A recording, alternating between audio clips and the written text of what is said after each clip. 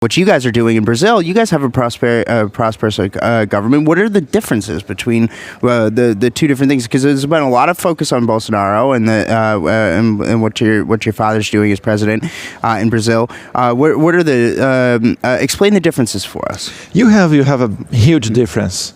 For example, Maduro he's how to say in English, confiscating the private properties, and we are doing the opposite. We have hundreds of public companies, and we are privatizing a big part of it.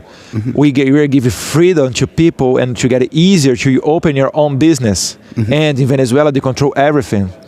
We are, for example, in Venezuela, they are doing so bad when you talk about their public company, oil company, that the number of oil that they are having per year is going low, is going down. And in Brazil, we are on the other side. We are open our oil fields to foreign companies.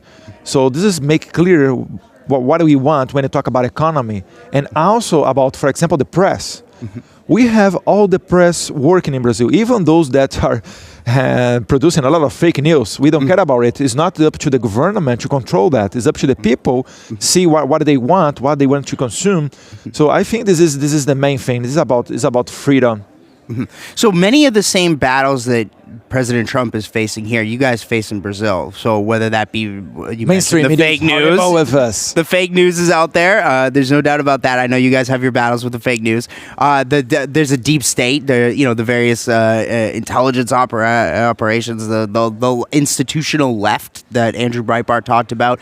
Those same forces that President Trump is facing here, you guys are facing in Brazil. Yeah, how do you fight that stuff? How do you combat it? Exposing. And the internet. That's why they are crazy trying to control the internet. And they're always using like very beautiful words as we are going to democratize the internet and this kind of thing. But at the end of the day, it's up to control. They want to control everything. They want to say to you that, oh, no, you can't post it. You have to delete that. And it's crazy. It's really crazy. And thanks God, but because Jair Bolsonaro was the only one that was doing the campaign telling that he was against that. And for sure, we suffer a little bit, or maybe a lot, with the fake news. But we also have a lot of fun with that, exposing how ridiculous they are, showing on the internet how the strategies that they are doing, and especially doing a lot of comparisons with the last presidents. How was the behavior with a big part of the mainstream media in Brazil with the last presidents, those who were giving a lot of money to them? And how is nowadays, because Jair Bolsonaro is not giving money to them anymore. We are not going to feed any kind of media because we think we have another priorities, for sure, as security, education, healthy. So this is what we are trying to improve in Brazil. And I think another big challenge that we have is to change the mentality of the people. After decades with socialism, with assistantialism, you have to change this kind of thing. It's not that easy. People have to realize that nothing is coming for free from the state. Someone is paying for that, and that's it. We have to change that. It's a huge challenge, but we are doing that. For example, the first step that we gave last year with the pension reform, which was a very sensitive and huge reform. We are going to save around $200 billion in 10 years. And that's why people is again going back to trust in Brazil. And one sign of that is last year also in 2019, we turned Brazil the number 4 in the world when you talk about receiving foreign money, foreign investments. So we are very proud of that. So coming here to the U.S. to a major conference like this, like CPAC, this is I think there's a brewing alliance, if you will, out there between conservative, grassroots, anti-establishment, nationalist, populist, whatever term you want to use, of folks around the world. Don't use Marxist, communist. No. I mean the. I know. Right. Very much what President Trump stands for, what your father rather stands for. I know that you and Donald Trump Jr., who's going to join us later in the show, are Nice, I like him. Are very close. Tell us about that, because I think that alliance, if you will, around the world, and it's what you guys are doing in Brazil is very important. And I know that you have a close relationship with the Trump White House, and you're working with them very closely on other things. There's a lot of other countries around the world that we're seeing these new, energetic, exciting, right-wing, populist, nationalist leaders around the world, and it's exciting. President Trump's got a good relationship over with India's Narendra Modi, with Shinzo Abe in Japan. This is an exciting thing, this international alliance, if you will. Yes, sure. This is it shows that we are fighting back and we are not alone in the world. For example, yesterday I was here with some friends from the Vox, the Spain party that thinks in the same way of us, and we are doing connections all around the world, because people is full of fake news. It's full of the state telling them what they can do, what they can't do. So this is a reaction. You have the left is falling down, like, for example, in Chile, now you have Piñera, Ivan Duque in Colombia, Marito in Paraguay, Lacalle El Po in Uruguay now. But don't think that the war is over, because if you take a look, for example, in Argentina, the left came back again with Cristina Kirchner, now with the president, Alberto Fernandes. They are doing that kind of things that you can't even believe, because they're freezing the prices of some products in the supermarket. This is crazy. We all know how things are going to be there soon. But I have to agree with you that all around the world we are having a lot of good presidents, a lot of good parties, conservative parties, people who is caring about freedom. If you take a look, especially in Europe, in East Europe, where you had a lot of countries that was even yesterday on the Soviet Union hands, and nowadays they are free, as Poland, Hungary. They are doing great, and they do not about politically correct. So now, another big thing that's happening right now in the news around the country here, around the world, is this battle against coronavirus. So I think we've seen our first cases in Brazil and first cases we here. had one case confirmed. And President Trump just named Vice President Pence in charge of a task force to handle the U.S. response to this. We heard from the Vice President. He talked a little bit about this yesterday here at CPAC. Well, what are some of the things that you guys are doing to combat this? How do we stop the spread of this? How do we develop a vaccine or a cure?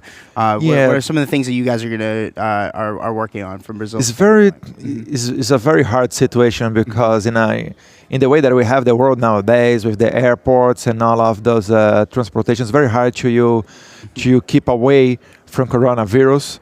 And I even listened yesterday, one guy from the Mike Pence team talking that it would be necessary 1 year and a half, maybe 2 years, to create a vaccine for that. So we have to take a look and follow how things are going on. First thing that we can do is stop with flights that are coming from China, especially from Wuhan and all the other areas that are really affected by the coronavirus.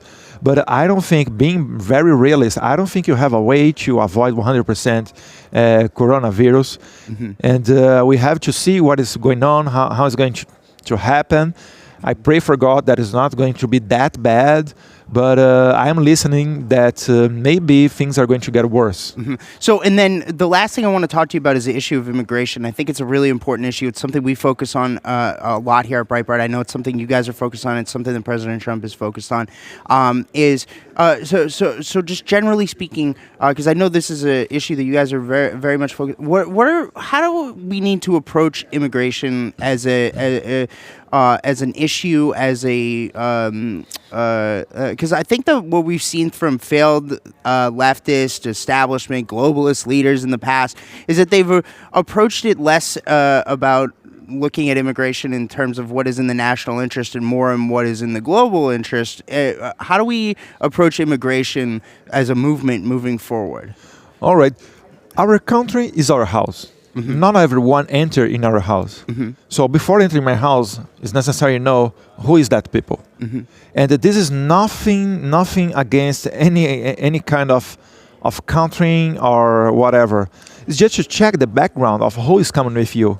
For sure, Brazil, if you take a look in our history, we receive people from everywhere in the world. If you look to me, I look pretty Italian. If you look to my team, there are guys that look like Arab, other from black people. And this is, I think, is a very good thing. But we have to take a look about the background, because sometimes you have terrorists and bad guys together, like they infiltrate themselves in those groups and try to come to Brazil. And sometimes they can use Brazil to come to US. So this is something that we have to take care. I always do a comparison. In Brazil, the black slavery ends in 1888.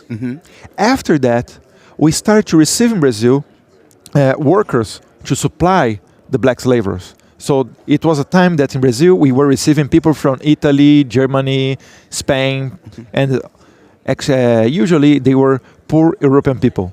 But when they arrived in Brazil at that time, they kept their culture, and they didn't try to change the culture of Brazil.